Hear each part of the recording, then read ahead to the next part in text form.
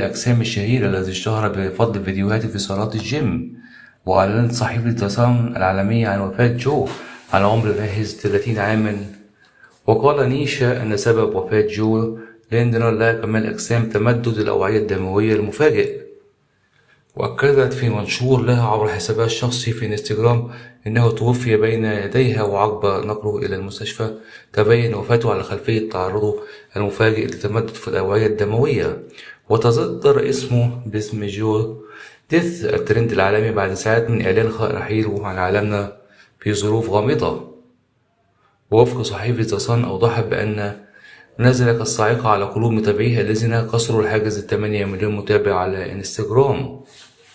رحمه الله وأسكنه فسيح جناته وألم أهل الصبر والسلوان.